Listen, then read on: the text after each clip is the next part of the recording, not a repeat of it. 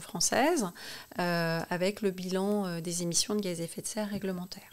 Donc c'est une méthodologie qui est très riche, qui a beaucoup d'ancienneté et qui est du coup extrêmement robuste.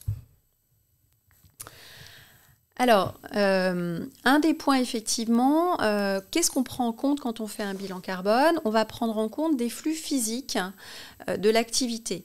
Les émissions de gaz à effet de serre, ce sont des émissions, en fait, ce sont des choses qui sont physiques. Quand on fait une activité, il y a des choses qui partent dans l'atmosphère. Et donc, quand on fait un bilan carbone, on va collecter des informations concernant l'activité de l'entreprise sur ces flux physiques. Alors, qui dit flux physique, ça va être ses consommations d'électricité, de combustible, ses achats de produits, donc tout ce qui va être relatif effectivement à son activité, ce qui lui permet de vivre.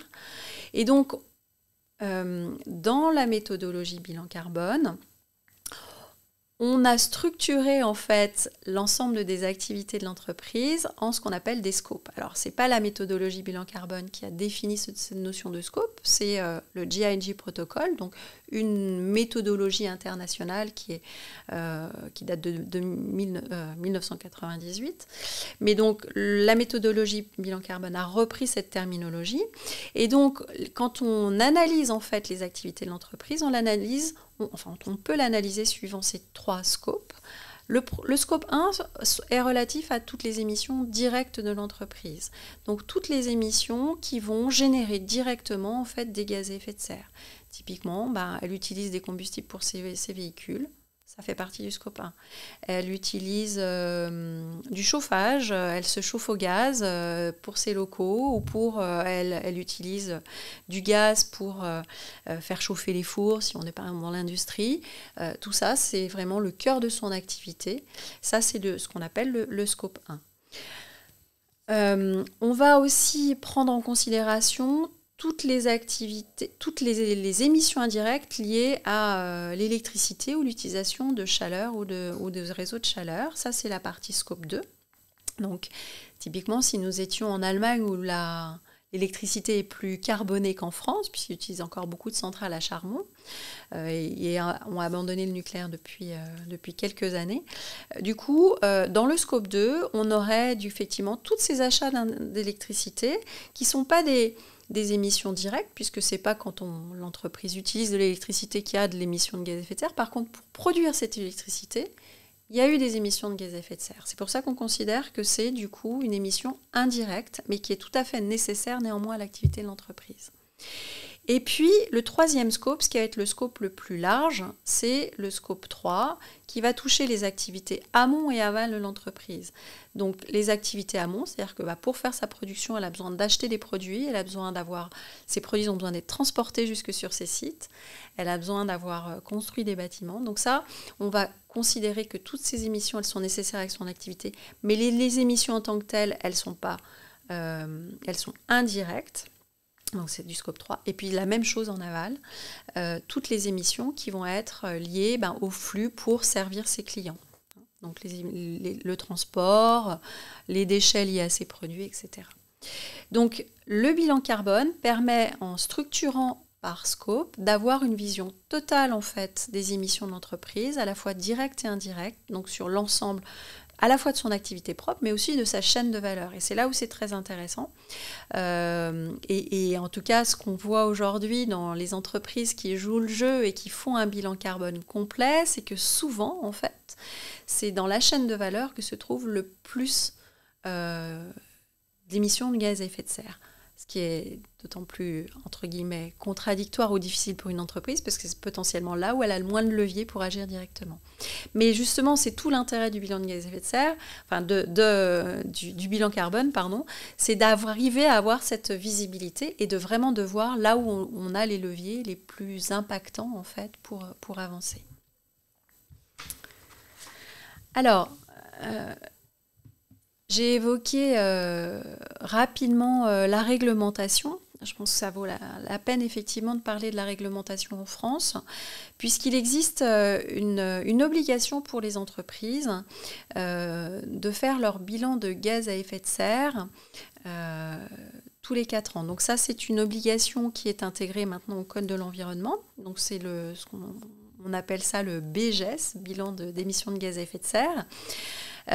Cette obligation, elle court pour toutes les entreprises de plus de 500 salariés qui ont plus de 100 000 euros de chiffre d'affaires, mais également pour, comme vous pouvez le voir, hein, pour les entreprises avec des seuils un petit peu différents quand elles sont dans les DOM-TOM ou pour les collectivités publiques ou les entreprises publiques.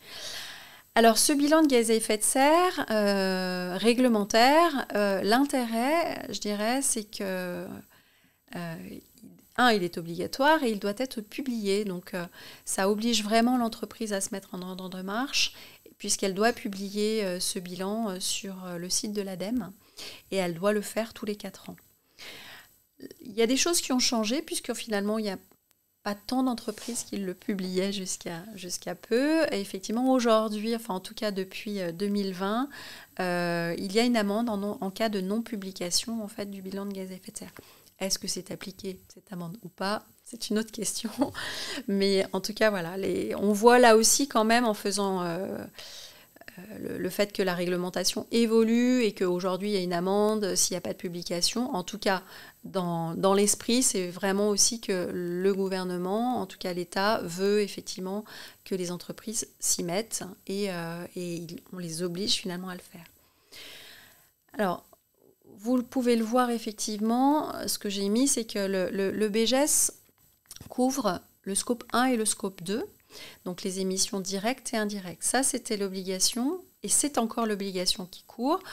Il y a un décret néanmoins qui vient d'être sorti là, début juillet, qui va élargir cette obligation au scope 3 à partir du 1er janvier 2023. Je ne suis pas sûre qu'il y ait beaucoup d'entreprises, en tout cas, qui aient vu ces changements-là, mais là aussi, ça montre qu'aujourd'hui, la réglementation, elle évolue et qu'il y a une vraie volonté, effectivement, de pousser les entreprises à se préoccuper, effectivement, de leur impact environnemental. En termes de réglementation, il y a une deuxième... on voit que les choses aussi évoluent pour les plus petites entreprises. La loi de finances 2021 oblige les entreprises de plus de 50 salariés. Donc là, on est sur des seuils bien différents des 500. Et là, il n'y a pas d'autres seuils liés au chiffre d'affaires. Donc les entreprises de plus de 50 salariés qui auraient bénéficié d'une aide dans le plan de relance, d'émettre également, de publier également un bilan de gaz à effet de serre. Alors là, ce bilan est plus simplifié, puisqu'il ne porte que sur le scope 1. Mais néanmoins, voilà, on voit aussi que ça ne touche pas forcément seulement que les grandes entreprises. Maintenant, on s'adresse aussi, la réglementation commence à toucher des plus petites entreprises, certes sur des périmètres plus restreints, mais ce qui laisse à présager que cette réglementation va continuer d'évoluer et que petit à petit, un plus grand nombre d'entreprises seront impactées. Très bien. Quels sont les avantages de cette méthodologie ? Alors, effectivement, aujourd'hui, on parle beaucoup quand même de bilan de gaz à effet de serre, de bilan carbone, et on voit beaucoup de solutions qui apparaissent sur le marché.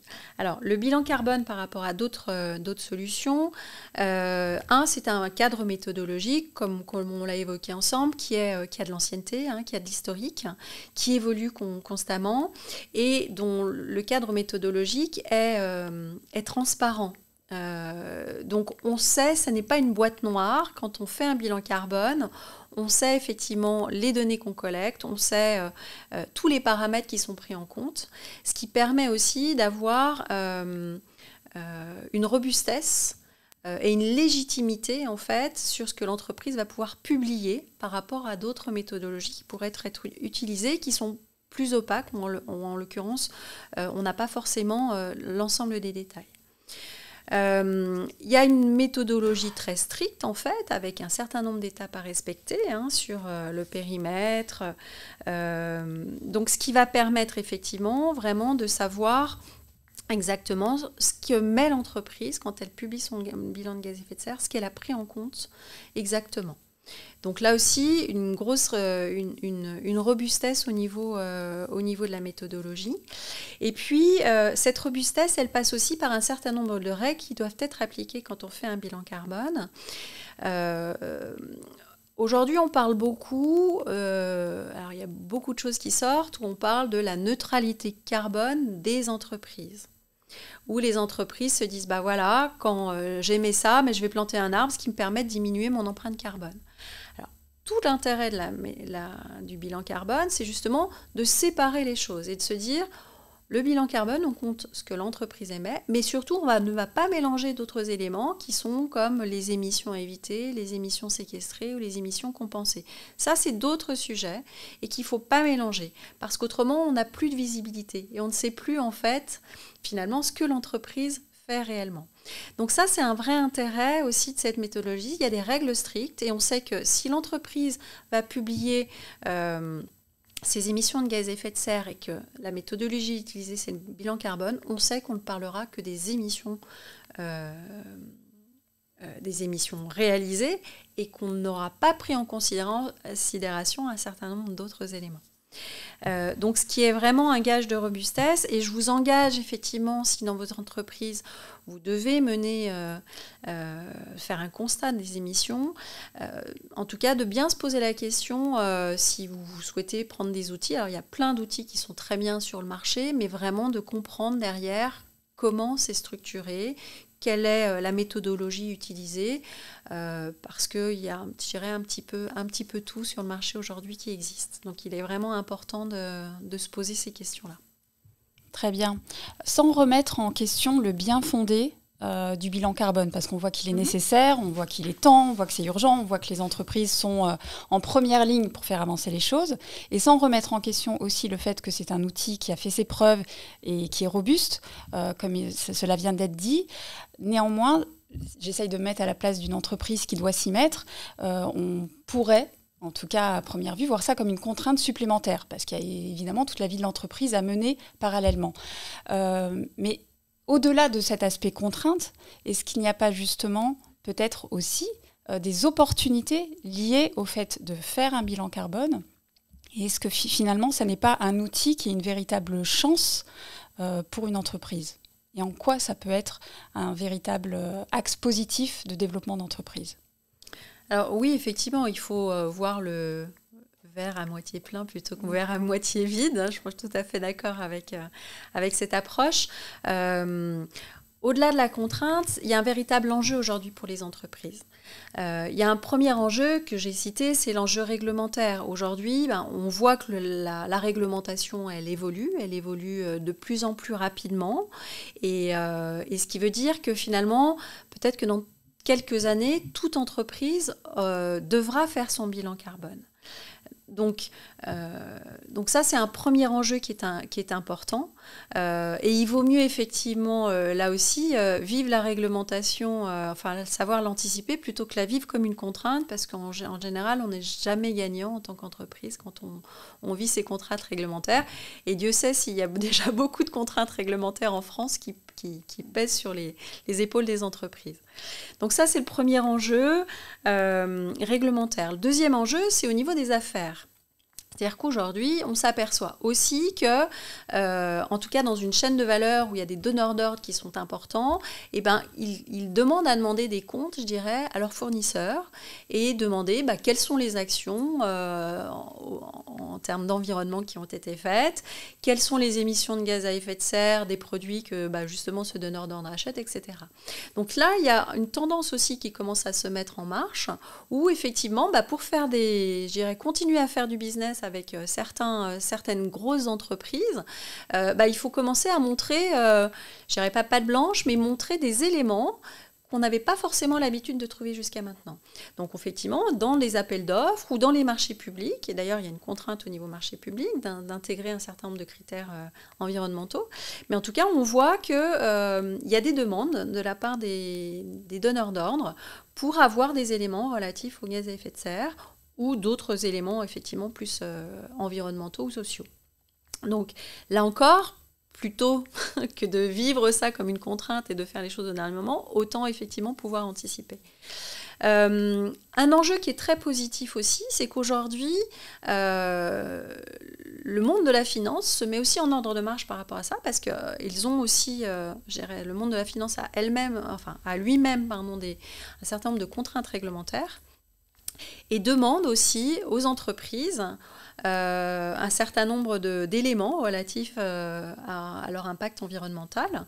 Donc ça, c'est là encore une contrainte, mais le côté positif, c'est que quand on parle des banques ou des fonds d'investissement, c'est aussi un moyen, le fait de s'être mis en ordre de marche effectivement sur son bilan carbone, par exemple, d'avoir des avantages en termes financiers. C'est-à-dire qu'aujourd'hui, ça permet d'accéder à un certain nombre, par exemple, de prêts qui peuvent être bonifiés en fonction d'indicateurs environnementaux.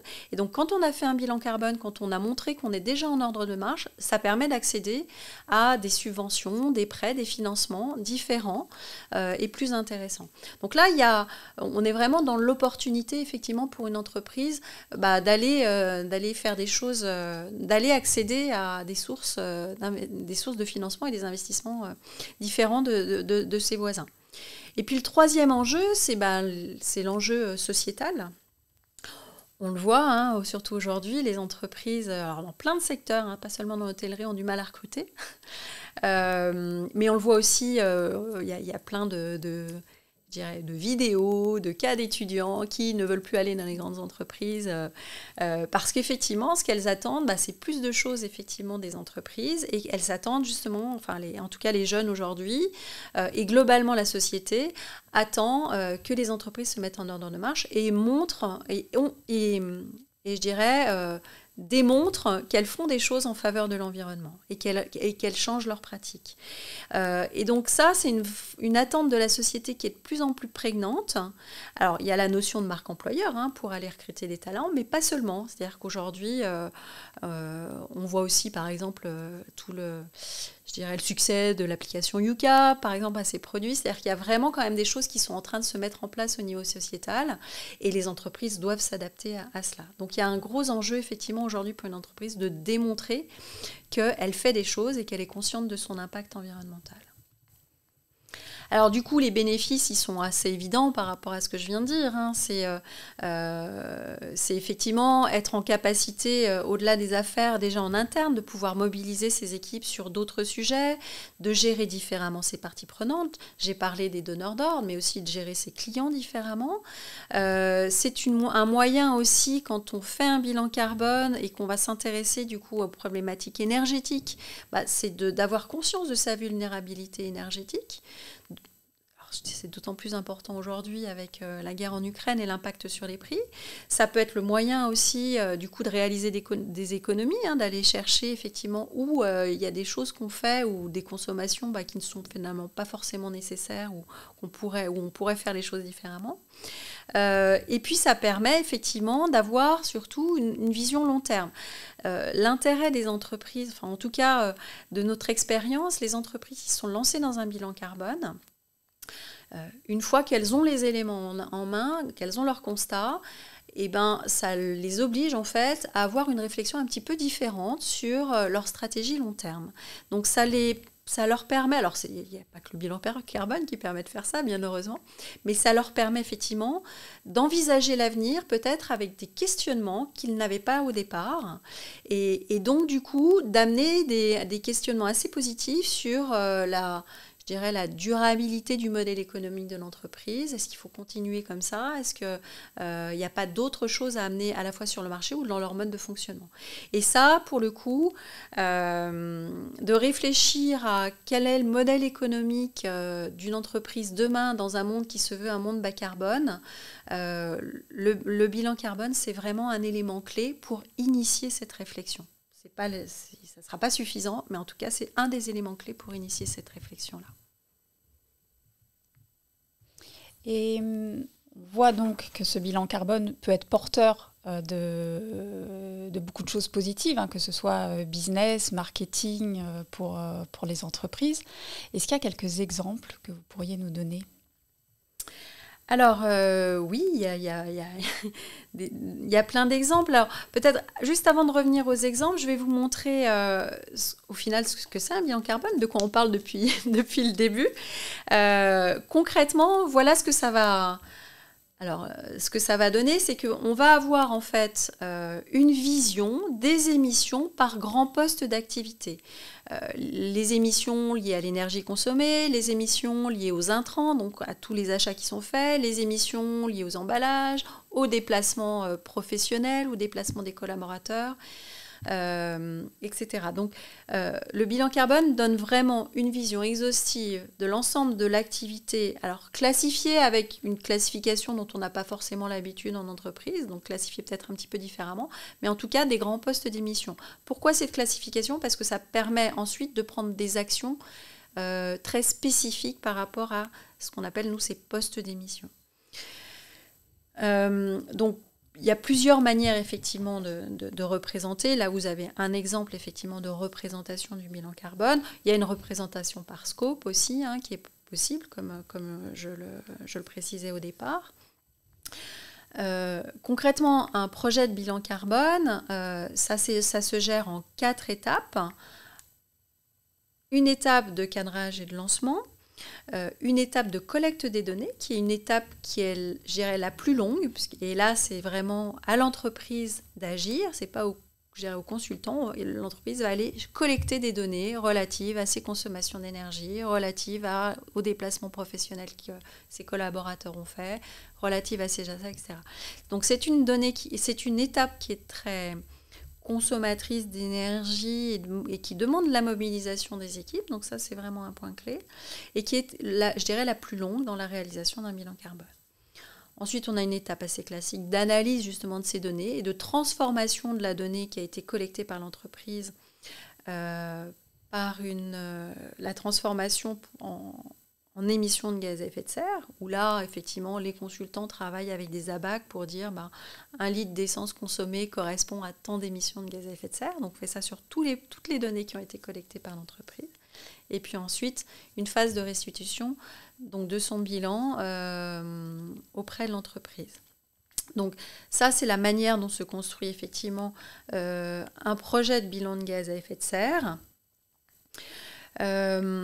Comment ensuite l'entreprise elle peut interagir ? Effectivement, ce qui suit un bilan de gaz à effet de serre, c'est effectivement un plan d'action et puis un pilotage. Là, je vous ai mis 2 exemples de ratios, d'indicateurs qui peuvent être utilisés, qui est un ratio effectivement, alors là c'est dans le cas d'une entreprise qui produit des kilos de produits, donc un ratio de... Chaque fois que je produis un nouveau kilo de mes produits que je vais vendre à mes clients, combien d'émissions de gaz à effet de serre je peux émettre. Chaque fois que je fais aussi 1 000 euros de chiffre d'affaires ou 1 euro de chiffre d'affaires supplémentaire, ça correspond à combien d'émissions de gaz à effet de serre supplémentaires. Et quel est mon ratio aussi par collaborateur dans mon entreprise. Donc ça, ce sont des ratios qui sont intéressants parce que ça va permettre aussi à l'entreprise de piloter dans la durée, effectivement, ses émissions. Donc si elle sait qu'aujourd'hui, elle va émettre 50 kg de CO2 chaque fois qu'elle fait 1 000 euros de chiffre d'affaires et que dans 3 ans, elle n'est plus qu'à 20 kg de CO2 pour 1 000 euros de chiffre d'affaires, forcément, ça veut dire qu'elle a mis en place un certain nombre d'actions pour changer potentiellement son processus industriel, changer ses pratiques qui ont amené à ces réductions. Donc, c'est des indicateurs de pilotage qu'on discute avec l'entreprise quand on fait un bilan de gaz à effet de serre, de manière à ce qu'elle puisse piloter, une fois qu'on part, les choses. Alors, vous parliez d'actions. Quels sont les types d'actions qui peuvent être menées ? Alors, je vous ai mis ici des choses assez standards. Il n'y a rien de très original, mais typiquement, passer sur de l'énergie renouvelable, ça peut être un premier type d'action, effectivement. Revoir sa politique en faveur du numérique et la durée de vie de ses équipements. Aujourd'hui, on est des enfants gâtés. On change d'ordinateur assez régulièrement ou de smartphone. Il faut savoir que le numérique a un impact environnemental assez important. Et donc, le fait de changer sa politique d'amortissement du matériel informatique, mais pas d'ailleurs pas que, va permettre effectivement de réduire ses émissions de gaz à effet de serre, puisqu'on achètera moins en fait, donc du coup on impactera moins la planète. Ça peut être avoir des actions sur la politique achat, donc d'aller sourcer la matière avec de nouveaux critères. J'ai évoqué tout à l'heure que les donneurs d'ordre avaient tendance à intégrer des nouveaux critères environnementaux quand ils cherchent des produits. Effectivement, se dire demain, quand j'achète une prestation de service ou mon papier, je vais m'interroger ou je vais interroger le fournisseur sur l'empreinte carbone du produit que j'achète, sur le mode de transport qu'il va utiliser pour transporter la matière jusqu'à chez moi, de manière à effectivement avoir un impact aussi positif sur ma chaîne de valeur. Une action qui est aussi beaucoup utilisée, alors même si l'après-Covid a en tant que tel changé pas mal les choses, c'est repenser les déplacements. Repenser les déplacements domicile-travail des collaborateurs en mettant en place par exemple des plans de mobilité avec les collectivités. Alors, je parlais du Covid, puisqu'effectivement, il y a plus de télétravail, donc il dit plus de télétravail, il y a moins de déplacements domicile-travail des collaborateurs. Bon, il y a des effets de bord, puisque ça génère des consommations énergétiques ailleurs, mais voilà, le fait de se dire comment demain mes collaborateurs vont venir au bureau, est-ce qu'il n'y a pas des politiques mobilité ou développer des forfaits mobilité durable, leur proposer des forfaits mobilité durable, leur mettre à disposition des voitures électriques. Il y a un certain nombre d'actions qui peuvent être faites auprès des collaborateurs qui peut effectivement impacter fortement aussi le bilan de gaz à effet de serre. La politique voyage d'une entreprise aussi est un levier un peu intéressant puisqu'on sait qu'effectivement quand il y a des déplacements professionnels, en tout cas pour les longues distances, il faut effectivement essayer de privilégier d'autres choses que l'avion, par exemple. Là, il y aura un effet très important direct sur le bilan de gaz à effet de serre. Donc la politique voyage est un levier intéressant. Et puis, voilà, il y a d'autres choses. Revoir la flotte de véhicules, ça c'est pour les entreprises qui ont des grosses flottes, ça peut être un levier. Avoir des partenariats avec des transporteurs pour réduire aussi le fret. Il y a plein de moyens d'optimiser aussi le fret. Il y a des transporteurs qui ont eux-mêmes, qui sont labellisés CO2 sur la charte CO2 et qui ont eux-mêmes des plans d'action pour réduire effectivement leurs émissions. Donc tout ça, en fait, mis bout à bout, peut vraiment peut constituer des leviers intéressants pour une entreprise en termes de plan d'action. Faut-il effectivement arriver à piloter l'ensemble de ces actions-là et du coup de pouvoir faire, je dirais, de manière régulière un bilan carbone pour pouvoir voir effectivement les effets de l'ensemble des actions qui ont été menées. Très bien, donc on voit effectivement des traductions concrètes. Oui. Oui, il y a effectivement des traductions concrètes. C'est ce qui nous permettra effectivement de pouvoir avoir une trajectoire nous menant vers la neutralité carbone à 2050. Alors d'ailleurs, cette notion de trajectoire qui est établie au niveau de l'Europe ou au niveau de la France, une entreprise peut aussi décider justement, en termes de pilotage, de se définir une trajectoire de réduction. J'ai parlé que si on voulait rester sur les 1,5 degré de réchauffement climatique, il fallait qu'on diminue au niveau mondial de 6 à 10% de nos émissions chaque année. Voilà, une entreprise, typiquement, pourrait très bien se dire, à la suite de son bilan carbone, je me fixe une trajectoire de diminution de 2, 3, 5, 10% chaque année et j'arrive à piloter, et je pilote ces éléments. C'est mon plan d'action et cette trajectoire. Alors d'ailleurs, vous voyez sur le slide la méthodologie ACT, qui est aussi une méthodologie qui est aujourd'hui pilotée par l'association Bilan Carbone et l'ADEME, permet justement à une entreprise, après son bilan carbone, de pouvoir piloter effectivement sa stratégie bas carbone, la trajectoire et les plans d'action associés à cela. Donc je dirais c'est la suite logique effectivement d'un bilan carbone. Très bien, donc merci pour ce tour de piste du bilan carbone. Je vous propose maintenant d'attaquer le moment questions-réponses. Alors pour ça, n'hésitez pas, vous avez une question, vous la posez dans l'onglet Converser et je la partage ensuite bien sûr avec Caroline. Alors je vais commencer par les premières questions qui sont tombées durant la conférence. Caroline, première question, quelles sont les principales difficultés rencontrées lors d'un projet bilan carbone ? Alors, les principales difficultés. Alors, j'en vois plusieurs. La première, alors j'ai évoqué effectivement que dans le bilan carbone, il y avait une grosse partie du projet qui était liée à la collecte de données. Une des difficultés, c'est effectivement d'aller chercher la donnée, la bonne donnée. Pourquoi ? Parce que tout simplement, alors aujourd'hui les entreprises, elles sont toutes en général très bien équipées d'ERP, de systèmes d'information où elles collectent déjà beaucoup de choses.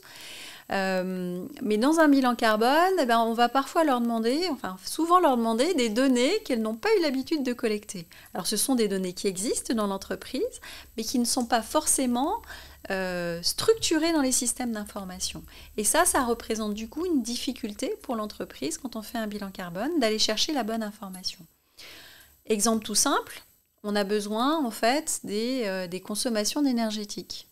Alors bien sûr, une entreprise, si elle travaille avec EDF, Engie, etc., elle a des factures, elle paye son énergie. Mais ce qu'elle va collecter dans son système d'information, c'est le montant de la facture à payer.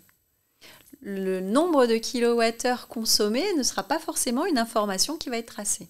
Pourtant, c'est cette information qu'il va nous falloir pendant le bilan carbone.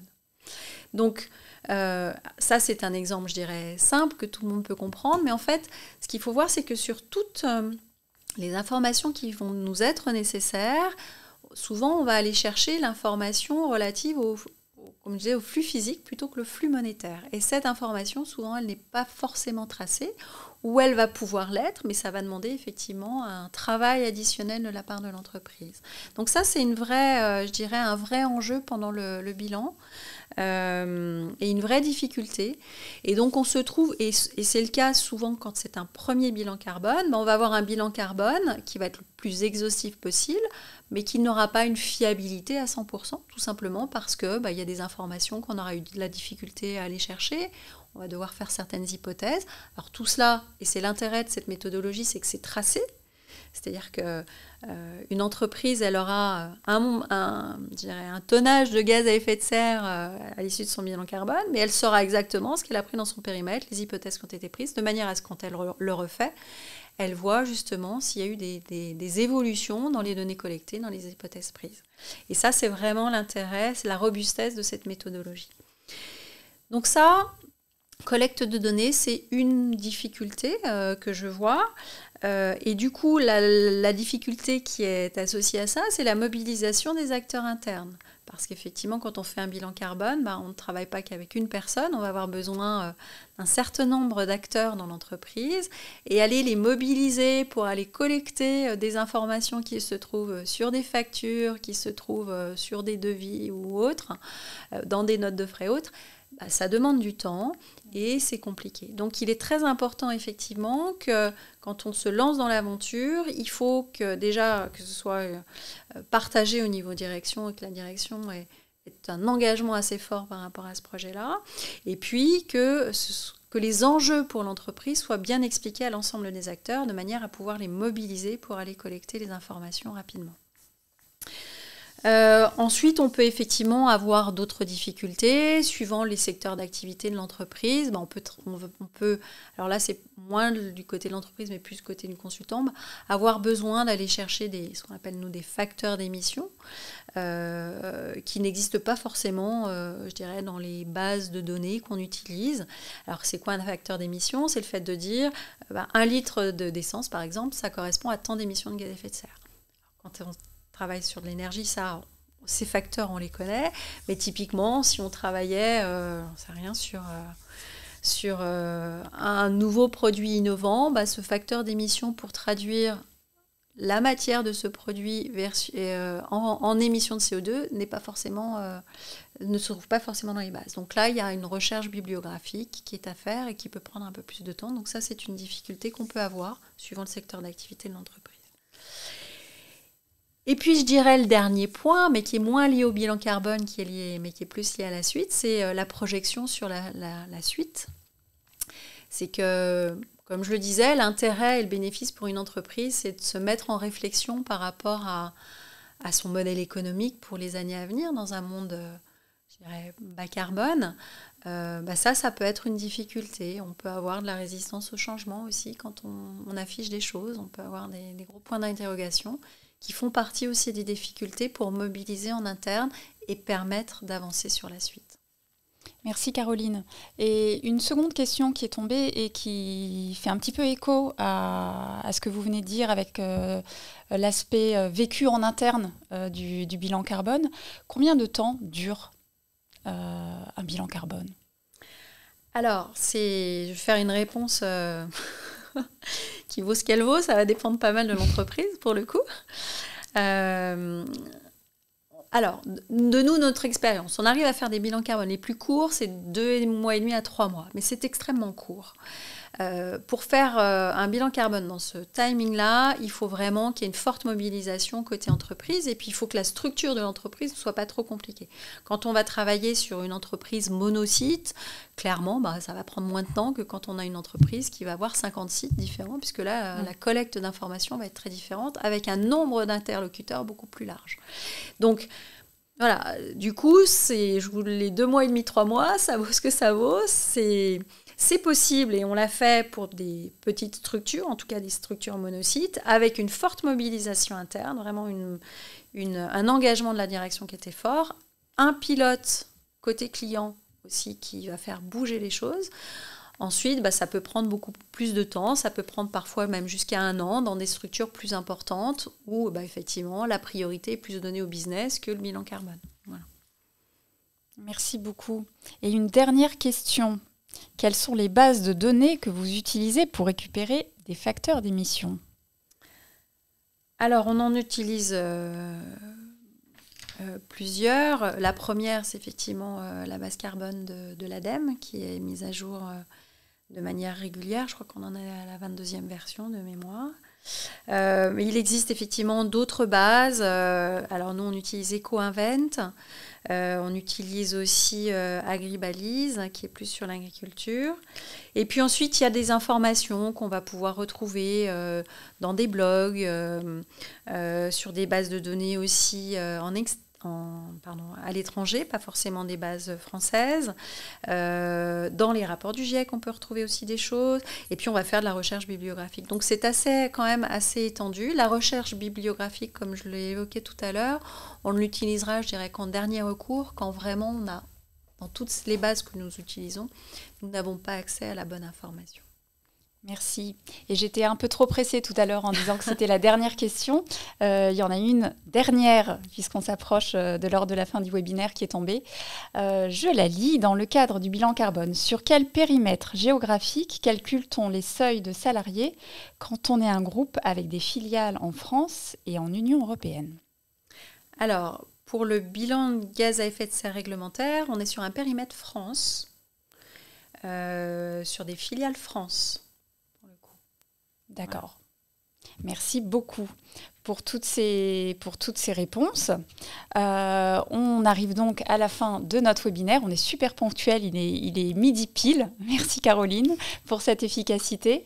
Alors avant de vous quitter, vous donnez le rendez-vous de la rentrée qui sera le Salon Pro Durable le 13 et 14 septembre prochain au Palais des Congrès à Paris.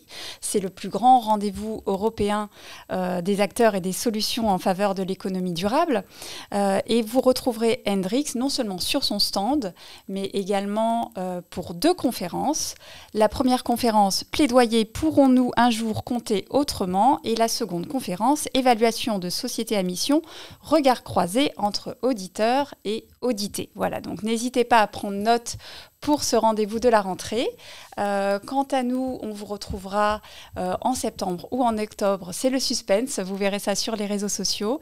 Merci beaucoup Caroline pour ce vrai tour de piste du bilan carbone. Je vous souhaite à tous une très bonne journée. Et juste avant de vous déconnecter complètement, restez quelques secondes, minutes de plus. Il y aura un petit questionnaire qui va vous être envoyé à l'issue de ce webinaire et nous serons ravis que vous le remplissiez. Voilà, merci beaucoup. À bientôt. Merci. Au revoir.